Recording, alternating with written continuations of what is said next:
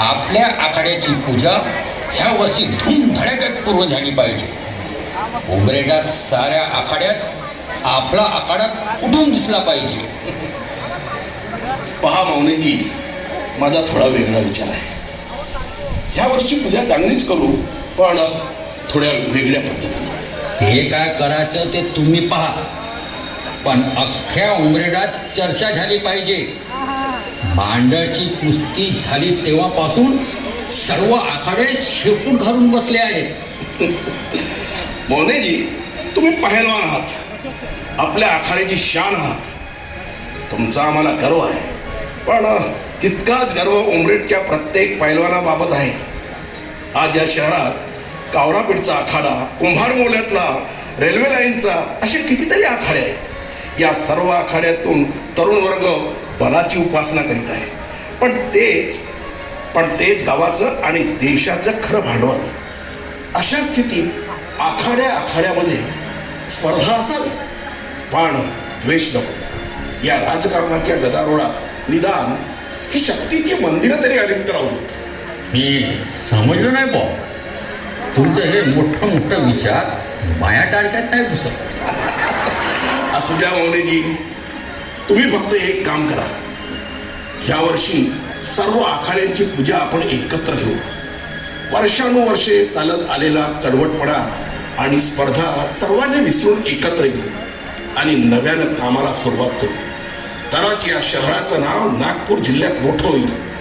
चला, सर्वांना भेटू आणि उमरेडच्या इतिहासात नवीन पर्वाला सुरुवात करू. चला, वेळ कमी आहे, कामाला लागलं पाहिजे. हो, चला.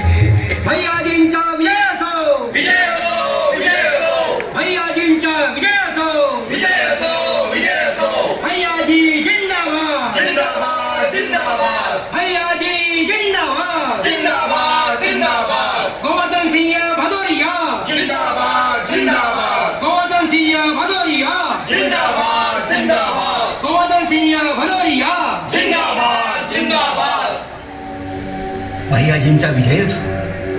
भैयाजी, अभिनंदन. अखेर तुम्हीच जिंकलात. शेवटी 4 घराचा माणूस निवडणूक जिंकला. या शहराचा पहिला नागरिक बनलात. ही अभिमानाची गोष्ट आहे.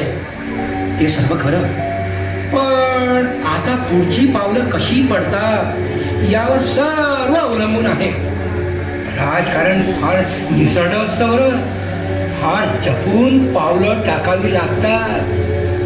तुम्हाला काहीतरी बोलायचं आहे, स्पष्ट बोललात तर.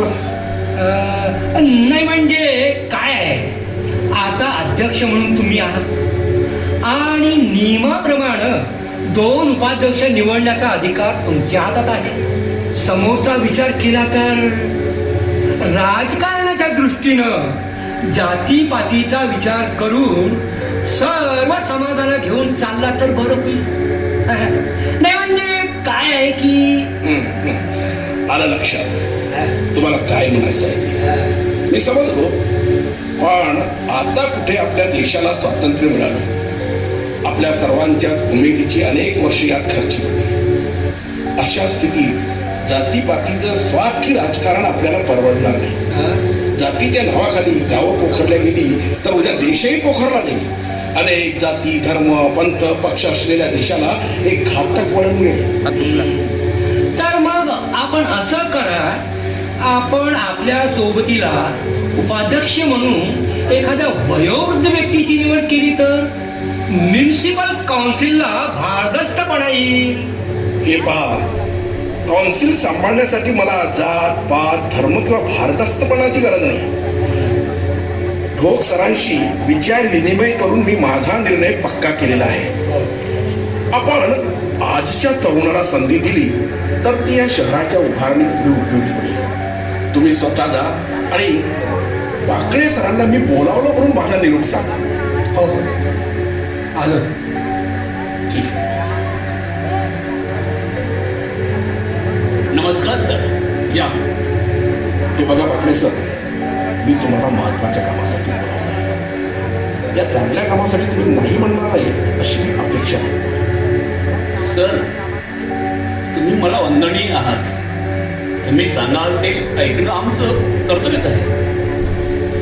तोवर सर आणि तुम्ही दोघांनी या शहराचा म्युनिसिपल काउन्सिलचं उपाध्यक्षपद स्वीकारावं असं मला वाटतं. सर, मी आपण हे काय बोलतात सर? अहो, मी म्हणजे मला तुमच्यासारख्या तरुणांची गरज आहे. पण सर, गावात मोठमोठे दिग्गज पडले आहेत आणि मी शिवाय आता कुठे 21 वर्षे पूर्ण केलीत. आत्ता कुठं मला मतदानाचा अधिकार मिळाला. अशा माझ्यासारख्या कमी वयाच्या मुलांना ही जबाबदारी म्हणजे बाकडे, अरे वयाच्या 14व्या वर्षी शिवाजी महाराजांनी तोरणा किल्ला घेऊन स्वराज्याचं तोरण बांधून महाराष्ट्राचा इतिहास घडवू शकता, तर तुम्ही काय वयाच्या 21व्या वर्षी साधं उपाध्यक्ष पदाची जबाबदारी स्वीकारू शकत नाही? शेवटी या शहराची जबाबदारी, या शहराचा इतिहास तुमच्यासारख्या तरुणांना घडवायचा आहे. बरं, ठीक आहे सर. भैयाजी, आम्ही सामान्य माणसं, आम्ही नेहमी सारखंच ठरलेला विचार करतो. पण तुम्ही अरे, ही परिवर्तनाची लढाई आहे. ठरलेल्या परंपरा, ठरलेली चाकुरी सोडूनच आपल्याला पुढे जावं लागेल.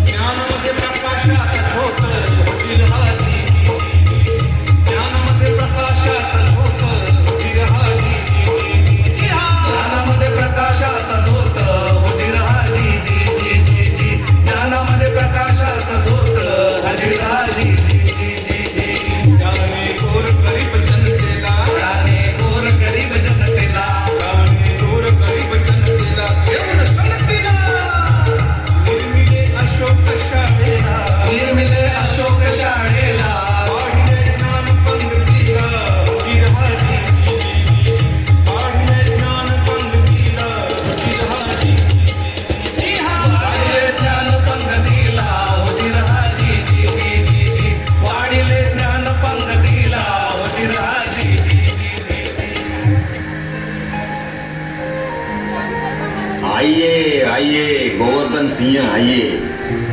बहुत दिनों से याद कर रहे थे हम. हा, तुमचा निरोप मिळाला होता. हाँ, ये मगनलाल बागड़ी जिसको याद करता है वो दौड़ के आ जाता है. पर आप आपला निरोप मिळाला होता, पण आपण दिल्लीला गेला होता. हो सकता है पार्लमेंट चालू. तुमच्या गावाकडील वो अपने रेड आर्मी वाले बाबूराव काकडे, मुरलीधर काळवंडे, श्रीहरी पिसे येत असतात अजून. तुमचा हाल अहवाल बघून जातो आम्हाला. स्वातंत्र्य मिळालं म्हणून लाल सेना बंद झाली, पण म्हणून काय तुम्ही आम्हाला भेटत नाही? तुम्ही रेड आर्मीचे जुने शिपाई म्हणून तुम्ही आम्हाला आपले वाटता. आपण आम्हाला अजूनही आदरणीय आहात. म्हणूनच आमचा हक्क आहे तुमच्या. तुम्ही आता असं करा, असं एकटं काम करण्यापेक्षा रीतसर काँग्रेसमध्ये प्रवेश का करीत नाही? हां, बाकी हम देख लेंगे. स्वातंत्र्य मिळाल्यावर काँग्रेस विसर्जित करा या गांधीजींच्या विचाराशी आपण सहमत होता. आणि आता जमाना बदल चुका है, तो कुछ बातों में एडजस्ट करना पड़ता है, समय की पुकार सुनना पड़ता है. पक्षीय राजकारणावर माझा विश्वास नाही. जे अखिल भारतीय पातळीवर उपयुक्त ठरेल ते गाव पातळीवर उपयुक्त ठरेलच असं नाही. कांग्रेस एक समंदर है. ते मलाही मान्य आहे. काँग्रेसच्या वरिष्ठ नेत्यांबद्दल मलाही आदर आहे. परंतु त्यांच्या आज्ञा पक्षनिष्ठेच्या नावाखाली आंधळेपणानं मान्य करणं गाव पातळीवर नुकसानकारक ठरेल असं मला वाटतं. आमच्या समस्या वेगळी आहे, मतभेदांची कारणं वेगळी. म्हणून पक्षीय राजकारणापासून मी वेगळा राहू इच्छितो. हा, एक गोष्ट मी स्पष्ट करतोय, मी काँग्रेसच्या ध्येय धोरणापासून आणि विचारापासून कधीही दूर जाणार नाही. मात्र महात्मा गांधीच्या नावावर मते मागून स्वतःचा स्वार्थ साधण्यापेक्षा स्वतःच्या कर्तृत्वावर राजकारण करून गावकऱ्यांचं हित साधणं यावर माझा विश्वास आहे. बहुत खूब, बहुत खूब. गोवर्धन सिंह, मुझे इस बात का फक्र है. मेरे रेड आर्मी का एक सिपा साला ऐसे विचारों का धनी, ये मेरे रेड आर्मी की देन है. आज मैं एमपी हूँ, कल नहीं रहूंगा. हालात दिन ब दिन बदल रहे हैं. आदमी गिरगिट के समान रंग बदलेगा, हमने ऐसा सोचा भी नहीं था. पर आप जैसे एक दो आदमी मिले तो भी मुझे बहुत सहारा महसूस होता है. भदौरिया, आपको जैसा लगता है वैसा करो. आपके ऊपर मेरा पूरा भरोसा है.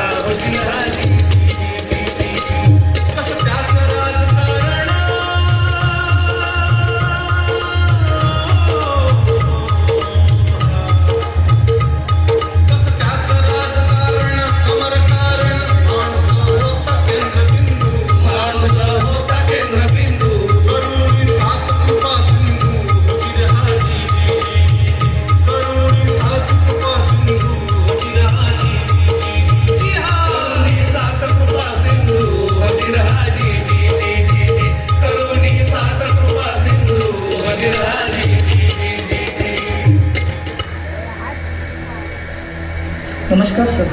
नमस्कार. या, काही बोलायचं होतं. बोला देवघरे. मनात जे काही असेल ते मोकळं बोला. तुमच्या शब्दावर विश्वास ठेवून आम्ही सर्वांनीच आमच्या नोकरीचा राजीनामा दिला. तुमच्या शब्दावरच सर्व लोक कामाला लागले. स्वतःच शाळेचा पाया खोदला, विटा उचलल्या. आज शाळेची इमारत उभी आहे, पण शाळेला मान्यता मिळेल की नाही याबाबत सर्व साशंक आहे. मान्यतेचा विचार मनात आला की झोप लागत नाही. आम्ही सामान्य माणसे, काही लोकांचे प्रश्न तर फारच बिकट आहेत. लेकरं उघड्यावर पडतील का? देवघरेजी, तुम्हाला झोप येत नाही आणि मी मात्र सुखात झोपत असेल असं तुम्हाला वाटतं का? खरं सांगायचं तर मलाही रात्र रात्र झोप येत नाही. वाटतं आपल्या शब्दाखातर ज्या लोकांनी राजीनामा दिला, जे लोक कामाला लागले, ज्यांनी पैसा पुरवला, त्या सर्वांच्या विश्वासात पात्र होता आला नाही तर हा विचारच मनाला अस्वस्थ करून सोडतो. पण कर्त्या माणसाला काही निर्णय घ्यावेच लागतात. आपल्या काही सहकार्यांनी वेगळी चूल मांडली आहे. आवश्यकच होतं ते. जुन्या शाळेत आपल्यालाही काही स्कोप उरला नव्हता. आपले विचार, आपल्या कल्पना प्रत्यक्षात येत नसतील तर फक्त पगारी नोकर म्हणून काम करणे हाडाच्या शिक्षकाला शक्य होत नाही. म्हणून आपण स्वाभिमानानं राजीनामा दिला. हे बघा देवघरे, आपण परतीचे दोर केव्हाच कापून टाकलेले आहेत. आता एक तर मरू किंवा तरू, शाळेला मान्यता मिळवूनच. आणि असं झालं तर भैयाजी, आपण आपलं सर्वस्व चुकून देऊ, रक्त आटवू पण मेरिटचे विद्यार्थी तयार करू. देवघरे, मेरिटचे विद्यार्थी घडविण्यासाठी आपण नोकऱ्या सोडलेल्या नाहीत. गरीबातला गरीब, जेमतेम बौद्धिक क्षमता असलेल्या मुलांना आपलं शिक्षण पूर्ण करता यावं, आपल्या भोवतालच्या, आपल्या आसपास असलेल्या माणसांच्या शिक्षणाची परवड होऊ नये म्हणून आपण शाळा काढत आहोत. श्रीमंत आणि मेरिट हे आपले मानदंड नाहीत. सामान्य माणसाचं हित हे आपलं ध्येय आहे. क्वालिटी नाही मिळाली तरी चालेल, पण घराघरातील क्वांटिटीची सोय झाली पाहिजे. बरोबर आहे तुमचं. देव करो आणि तसंच हो. चांगल्या कामाच्या पाठीशी देव असतोच. ह्यावेळी मान्यता मिळेलच. हे बघा देवघरे, मी उद्या मुंबईला जात आहे. आता परत येईन ते मान्यता घेऊनच. आणि मान्यता नाही मिळाली तर मी समुद्रात देह अर्पण करीन, पण मुंबईला तोंड दाखवणार नाही अशी वेळ आलीच तर. तशी वेळ येणारच नाही. स्वतःवर विश्वास असणं म्हणजे देवावर विश्वास असणं होय. तरी पण देवघरे, माझे 2 शब्द लक्षात ठेवा. मी परत आलो नाही तर माझ्या वतीनं दिवाकरराव देशमुख, यशोदाबाई खांबाळकर आणि उमाबाई वैद्य यांना माझ्या वतीनं क्षमा मागली. त्यांनी जागा आणि पैशाची जी मदत केली त्याबद्दल मी त्यांच्या ऋणात राहील. इतका आशावाद आणि इतकं प्रांजळ मन ज्या कामात असतं ते काम कधीच अर्धवट राहत नाही. भैयाजी, तुम्ही नक्कीच मान्यता घेऊन परत याल. येतो मी.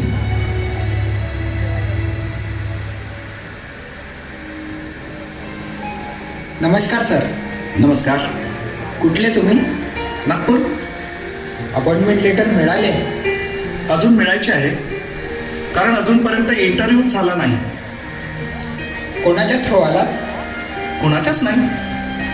भैयाजीनेच एक माणूस पाठवून बोलावून घेतलं. आज 8 दिवस झालेत वाट पाहत बसलो आहे.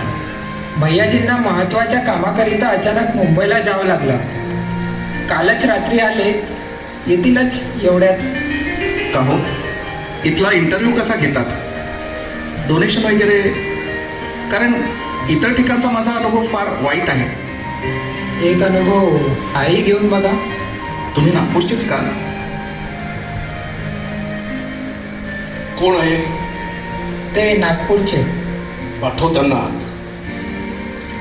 भैयाजींनी बोलवलं. जा. या. तुम्हीच का नागपूरवाले? हो सर. कशी वाटली आमची शाळा? चांगली वाटली. इथे नोकरी करायला आवडेल? हो सर. ठीक आहे.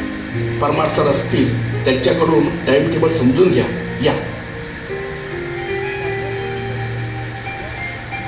का कुणाच माहीत, पण या मनात काही न संपणारं वेगळेपण आहे. जात पात आणि पैसा यांच्या अभावी यांची प्रतिमा कुंठित व्हायला नको. आर्थिक आधार मिळाला तर कलावंत उभा राहू शकतो. साहेब, त्या बामन मोहल्ल्यातल्या बाई आल्यात. पाठव त्यांना. नमस्कार करते. नमस्कार. बसा. कागदपत्र आहेत? तुम्हाला सगळं माहिती आहे साहेब. आमची परिस्थिती फार नाजूक आहे. बाई, अहो खुर्चीवर बसा. नाही जी, मी इथेच बसते. अरे, यांना परमार सरांकडे घेऊन जा. तुम्ही सरांना भेटा, ते सगळं समजावून सांगतील. उद्यापासून तुम्ही कामावर हजर व्हा. तुमचे उपकार झाले साहेब. आणि हो, आता विद्यार्थ्यांसमोर खाली जमिनीवर बसत नका जाऊ का? श्रीमंतांना 4 पैसे फेकले का नोकरी कुठेही मिळेल, पण मग गरिबांचं काय, जे आर्थिकदृष्ट्या कमकुवत आहे? खरं म्हणजे त्यांनाच नोकरीची जास्त गरज आहे. सर्वसामान्यांची शाळा हीच अशोक विद्यालयाची ओळख. असं हे अष्टपैलू व्यक्तिमत्व, परंतु तरीही भैयाजींची खरी ओळख म्हणजे भदोरिया मास्तर. गणित इंग्रजी सारखे कठीण विषय सोपे करून शिकवावेत असे ते भैयाजीनेच, आणि भूगोल इतिहास रंजक करून शिकवावा तोही भैयाजीनेच असे हे सर्वांचे लाडके भदोरिया सर. आणि अचानक एक दिवस 1981 सालाला आजच्या दिवसाला इंद्रातील पक्षी ही फडफड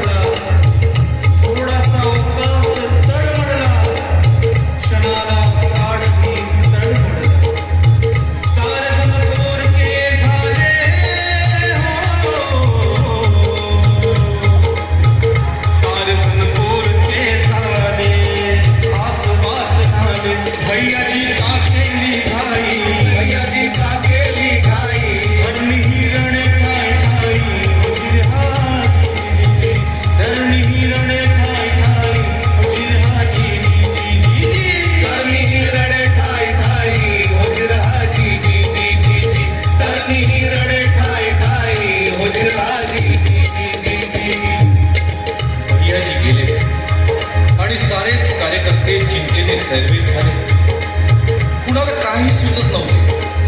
भदोरियाकर आणि गुलाबबाबा शिक्षण संस्था यांना वाली उरला नव्हता. घर फिरले की घराची वासनी फिरतात. अशोक परिवार अशा आपत्तीत असताना काहींनी संस्थेला शह देण्याचा प्रयत्न केला तर काहींना ती आपली राजकीय संधी वाटली आणि ते स्वाभाविकही होते. यालाच जग राजकीय म्हणतात.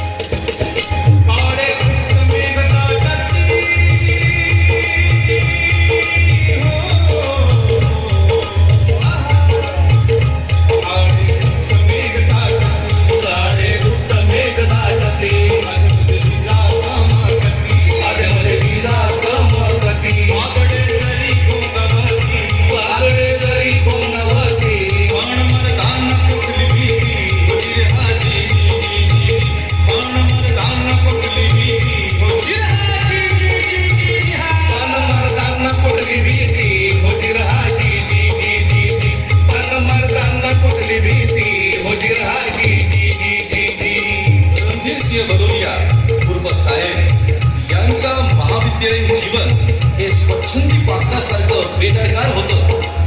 पण भैयाजींच्या जाण्याने एका रात्रीतून त्यांच्या व्यक्तिमत्वाला गंभीरता आली.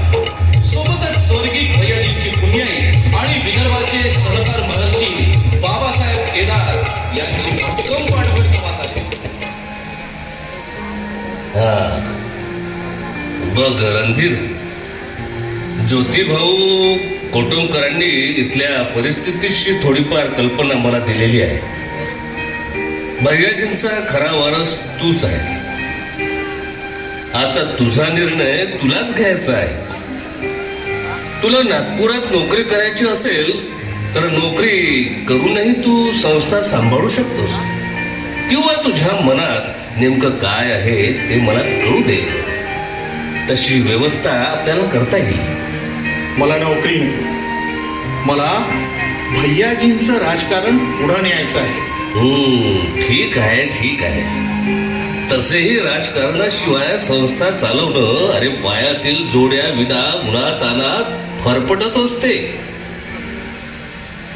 निष्कटली बसलेली घडी, निष्कटली बसलेली घडी, असा हा हिमतीचा गडी, असा हा हिमतीचा गडी. मांडीला नावासारी वाट, कुठे घरी होते बगदाट, अन राखीला भदोरिया गट, विरहाची अन राखीला भदोरिया गट, विरहाची राखीला भदोरिया गट, विरहाची अन राखीला भदोरिया गट, विरहाची.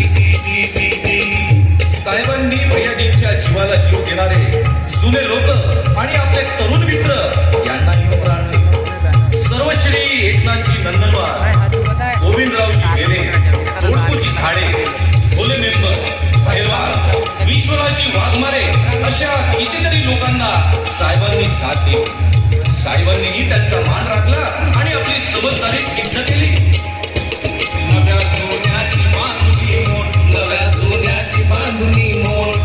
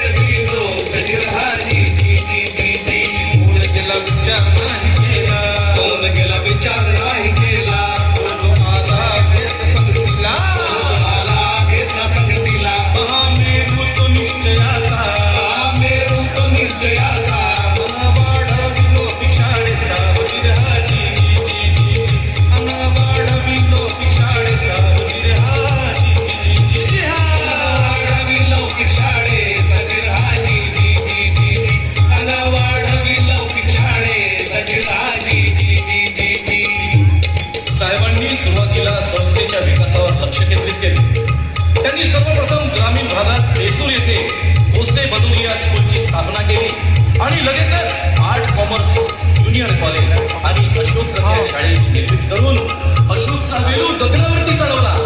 आज अशोक ज्युनियर कॉलेज हे नागपूर जिल्ह्यातील सर्वात मोठे कॉलेज म्हणून आपला लौकिक सांभाळत आहे.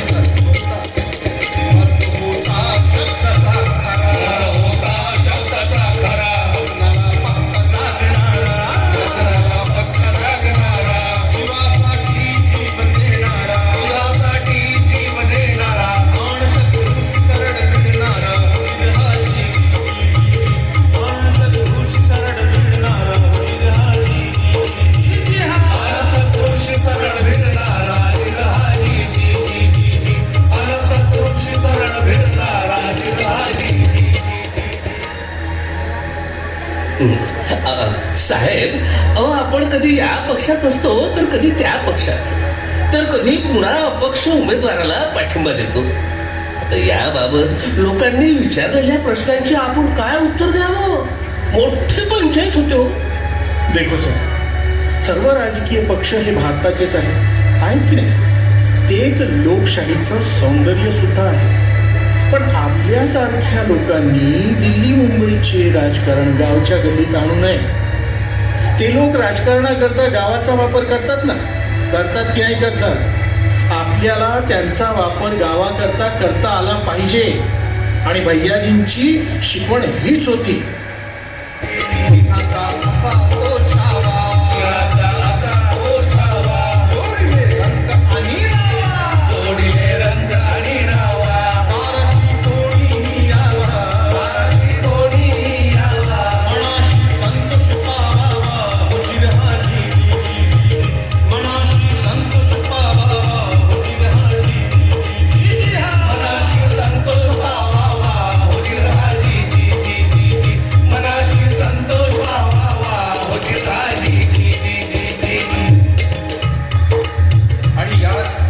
जनसामान्याच्या बळावर 1985, 1992, 1997, 2002 आणि 2005 अशी 2 वेळा नगराध्यक्ष पदाची माळ त्यांच्या गळ्यात पडली. पण काळाच्या मनात नेमके काय सुरू होते हे आपल्याला कधीच कळत नसते. नगराध्यक्षपदी असतानाच साहेबांची प्रकृती बिघडली. तब्येतीला उतार नव्हता. 2006 सालाला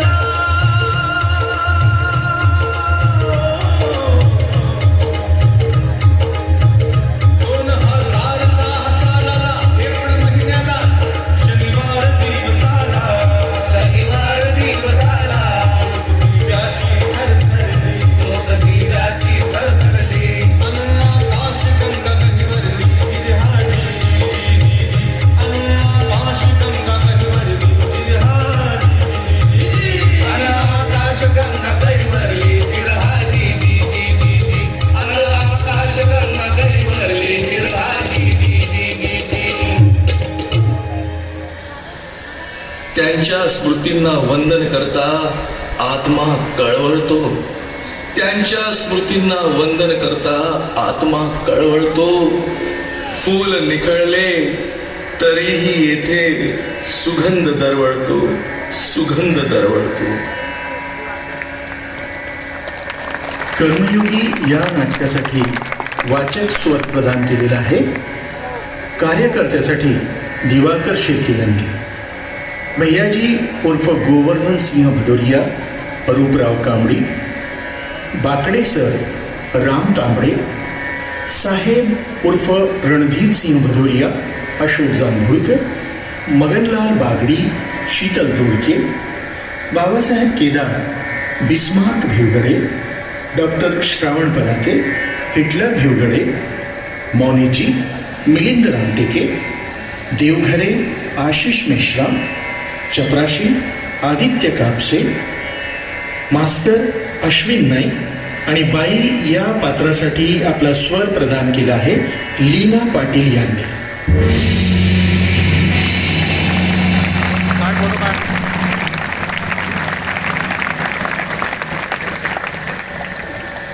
कर्मयोगी या नाटकामध्ये